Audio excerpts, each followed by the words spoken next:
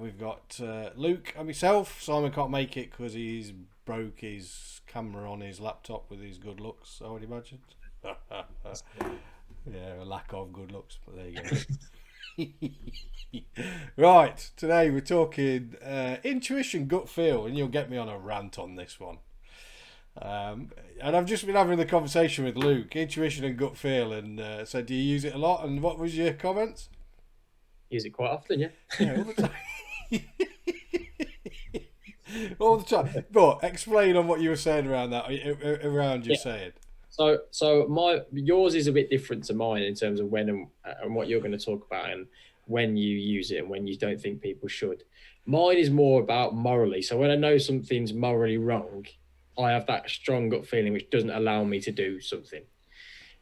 The uncomfortable side of things, not connected to morals, is completely different. And I think that's where you're going to go into it. And I'm much more inclined to maybe, let's say, take a risk and feel comfortable doing that when the gut's telling me not to do it. That's okay, I can do that. But it's more the moral side of things where I know I can't do it. So I will never do that. Yeah, and I'm with you on that. I think, there's been a few times where I say it as it is, and I have penned an email, and I sit back and think,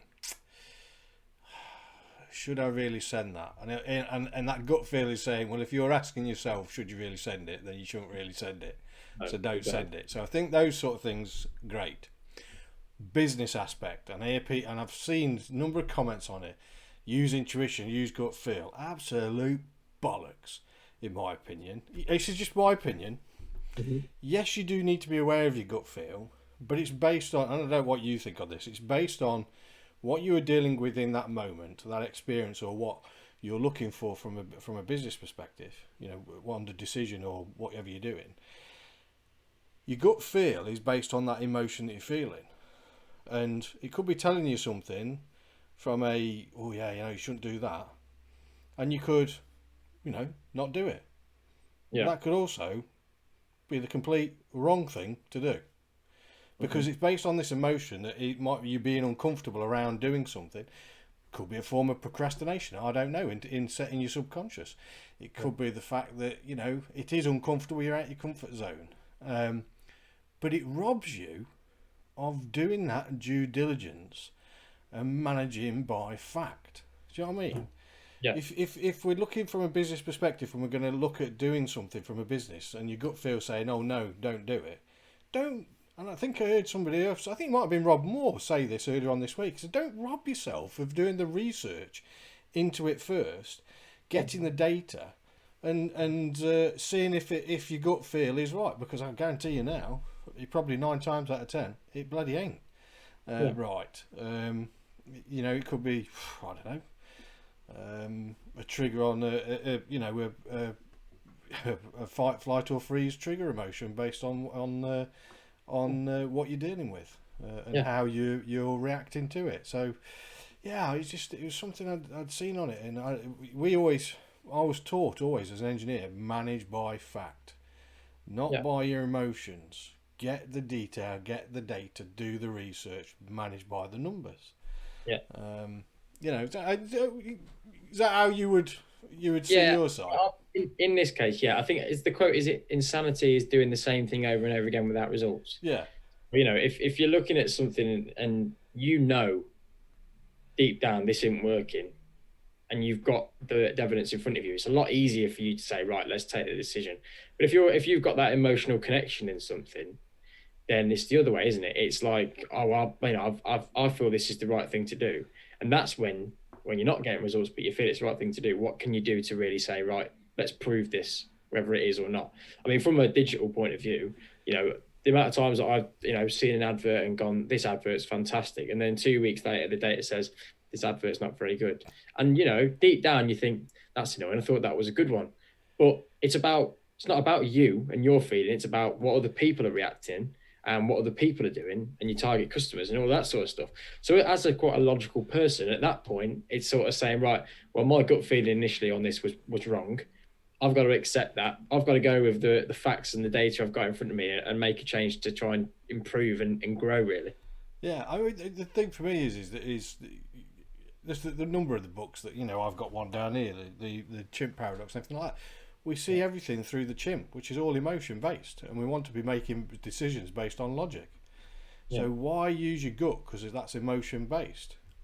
By all means, use both, but don't make decisions based off of gut and intuition. Do research, do your due diligence, find out, manage by fact. I've seen way too many businesses mess up through it, strategically and tactically by not doing their fact-based finding, and understanding exactly around the problem and the what the facts are behind the situation as well. So yeah, no, it was just seen it a couple of times where people, past few days, intuition and gut feel. Yeah, no. I'm guessing you're not a person who believes everything happens for a reason, then, Adam. No, You're sort of who thinks everything happens because you do. You do think that's what happens. do you know what I mean? It's like I've read the book The Secret. Is it? I don't know whether you come across that about the law of attraction and stuff.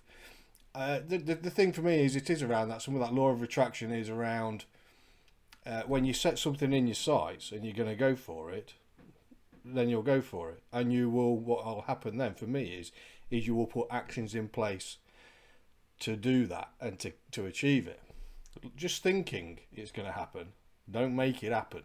In my opinion, there's a set of actions that you need to put in place to make it happen, and it's that drive, for that thing that you want enables you to do that.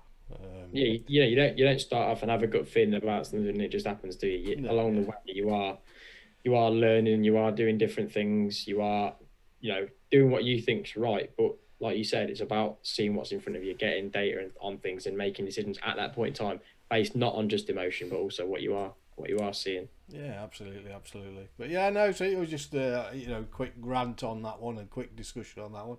Anything else we want to discuss? We had a tough day, ain't we, today? Yeah. It's been a long one, which is busy, which is always good. But it is what it is, isn't it? It's good to be busy. Yeah. The other one I was thinking about today as well is around the topic around systemisation and processes, and again that sparked something around what we were looking at this morning, and all the learning, everything's a learning, and how processes and the systemisation within your business is bloody critical. Yeah, I've the last couple of weeks, I've got really busy. Like I said, been really great, but I've learned already now. I've created process documents. I've got stages in place now, and it's a lot more streamlined. And I just find myself, that maybe that split second of thinking, right, what should I be doing? What should I be doing? Just by having that process set out in place, that doubt's gone, and I'm focused on to the next thing. Just something as simple as that, really. Being more productive, just by having that simple process is, like I said, again, it's something that you will learn going forward and doing different things, isn't it? But at the start, I didn't have that process in place. Now I've got it, and I'm feeling a lot better for it. Yeah, with the engineering side, and particularly with the automotive side, we had standard work instructions. So because we were down to seconds in building stuff, so I've always been built around having that process and how your business should have these processes. It enables so much for you to do, to outsource stuff. So if you're outsourcing to stuff to a VA or into sales or anything like that, if you've got a sales process, no matter what you think, we all work a process.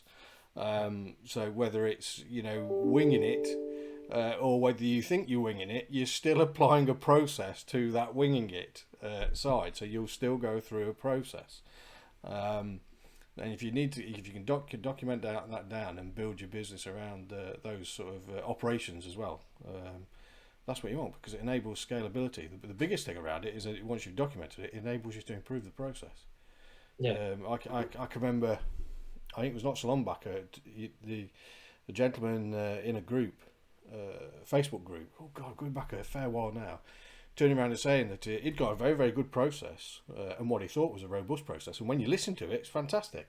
They were going out and they were dealing with rubbish, taking rubbish off of away from people's premises. So what they used to go in, and they got all the process down and got it documented, and they used to photograph what they were taking, the owner or whoever the premises, used to sign and say, yeah, that's fine. And on this one particular occasion, they disagreed and wouldn't pay him. And they said, no, you were meant to take this, this, and this. And they said, well, hang on, no, you agreed into this, you signed, we showed you the photographs, we told you what we were taking away, you signed off to say it. And there was a breakdown when they went into it from a law point of view. There was a breakdown in the process, and they were saying, what would you do? Would you go to court for this money? And I was saying, no, just take the hit. What you've learned from understanding there's a gap in that process is worth far more than the £300 that this person hasn't paid you for your business, because they've showed you a gap. So now improve your process and close off your gap. So understanding your process and documenting your process is a critical part within your business, not just for outsourcing or offloading parts of it, but also bringing in new people, training people against those processes, as well as you scale and grow, understanding your capacity, demand and capacity as you scale and grow, and also for continuous improvement for exactly that case. So yeah, no, it was another thing I was thinking about earlier on today around the process improvement, processes and systemisation side. Anything else? Unless you want to put on the European Super League in football, I think there's anything else. Nah, don't get me started on that. I put a rant on. I know we're having just a general chat here now around it, but I put a rant on LinkedIn earlier because the government got rid of the industrial strategy. I think it was back in February time, and they haven't replaced anything. They haven't replaced it with anything. Yeah. And I put on it just shows you where things lie when they get involved with the football Super League. Yeah. And couldn't bat two eyelids about scrapping the industrial strategy for manufacturing, which gives 10 to 15% GDP. Around it. It's just, but it is. It's all voting, isn't it? It's all voting, but it is, and it's money. It is. Yeah, it is what it is, isn't it? It's money. So that's wicked. All right, now it was just a quick one. That was. We weren't having a quick rant. I think we're going to probably change some of the hashtag 530 lives around a bit, because as we're getting busier now, we're not being able to connect up as much, the three of us. So I think we're going to change it around a bit as we move forward. Might change the time, and get a little bit more structured on it. Hence why we've missed a few in these past few weeks. But just remember, as anything from a business point of view, if you need support on anything, then we are here to help you with building and scaling your business, as well as the digital marketing side and social media management. So yeah, all good. Wicked. Cheers, mate. Next week, so watch this space for a bit of a change. Might not be 5:30. Might be some other time, but just keep watching your space. And let me know in comments as you see this around intuition and gut feel, and whether you rely on it enough or too much, and what your general thoughts are. So yeah. Right, great. Have a great rest of the week, and see you soon. Cheers, mate.